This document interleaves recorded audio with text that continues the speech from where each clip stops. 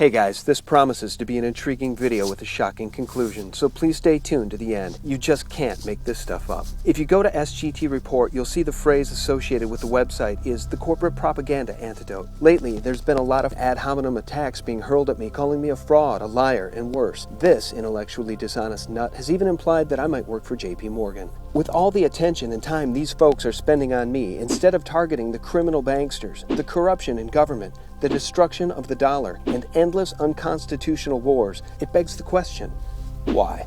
So let's take a look at the facts. I'm an informed, concerned citizen of the United States of America, and I focus on the bad guys, the Federal Reserve System, the banking cartel, corrupt politicians, and the fascist corporations in bed with the government which seem hell-bent on producing profits, no matter the cost to the people of this country or humanity. But yet, the vicious attacks continue. So perhaps where there's smoke, there's fire. Let's check. I've made 239 videos on these subjects in just under 2 years, so judge me by my fruits. Let's look at the first video I ever made for my YouTube channel. Is it evergreen? Was I spreading truth? Here's a clip. In the councils of government, we must guard against the acquisition of unwarranted influence, whether sought or unsought, by the military-industrial complex.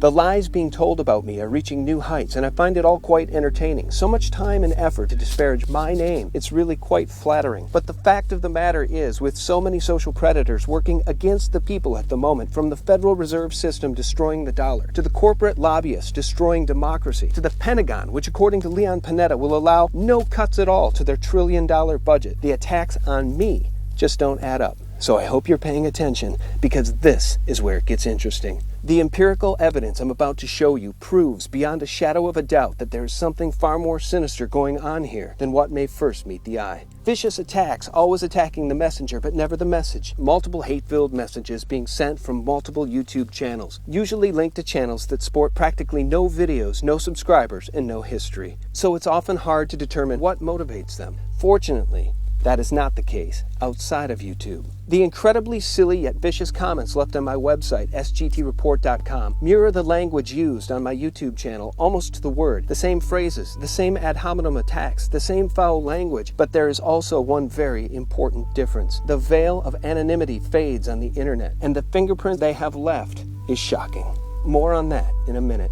Where once the silver and gold discussion space on YouTube was a proactive and peaceful place, it has in recent months become a divisive space, almost as though a concerted effort has been made to divide and conquer it. It's a curious development too, given that one of Barack Obama's closest confidants, Cass Sunstein, who is also the current head of the Orwellian-sounding Office of Information and Regulatory Affairs, wrote a very pernicious paper in 2008 while at Harvard Law School. According to Salon.com, Sunstein proposed that the U.S. government should employ teams of covert agents and pseudo-independent advocates, mercenaries, to cognitively infiltrate online groups and websites, as well as other activist groups which advocate views that Sunstein deems, quote, false conspiracy theories about the government. This would be designed to undermine the credibility of said bloggers. Sunstein advocates that the government should accomplish this by sending, quote, covert agents into chat rooms, online social networks, or even real space groups. A link to the Salon piece so that you can learn more about this important information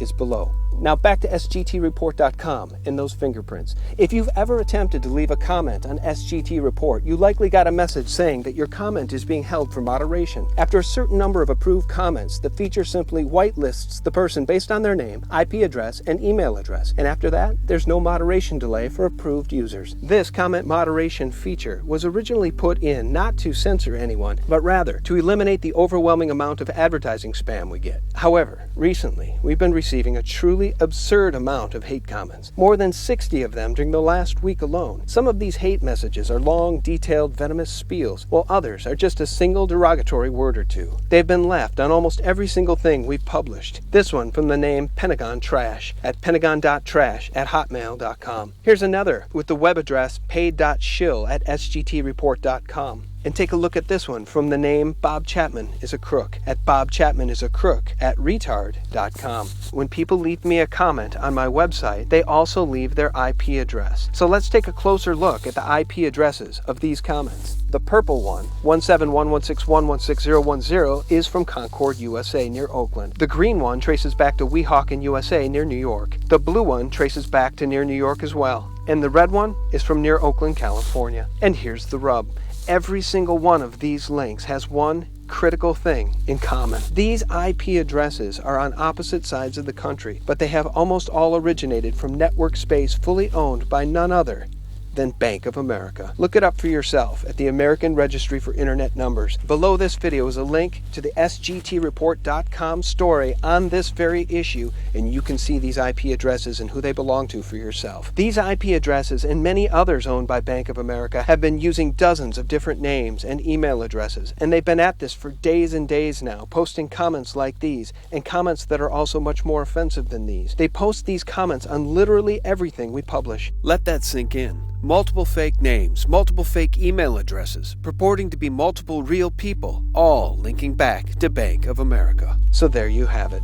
I invite each of you to send Bank of America an email asking them why they hate truth tellers so much, and more specifically, why, when they recently required a $5 billion cash infusion from Warren Buffett just to keep from collapsing, why at least 2 or more people from within the walls of their own corporation are sending an American citizen nasty, hate-filled, threatening messages when they should be focused on saving their corrupt company from bankruptcy. You can read more about this development and see the IP addresses and the links to who owns them for yourself at SGTreport.com.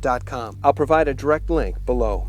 And I'll leave you with this. For the many thousands of you out there with discernment and who actually care about this republic and care about truth, remember, you can always judge a tree by its fruits. The motto of SGT Report is the corporate propaganda antidote for a reason. I make the videos and cover the topics I do for a reason. When the people are afraid of their fascist government and fascist corporations like Bank of America, the result is tyranny. But when the government fears the people, the result is liberty. Thanks for watching, and thanks for sharing the truth and for standing shoulder to shoulder with me for liberty. Good night.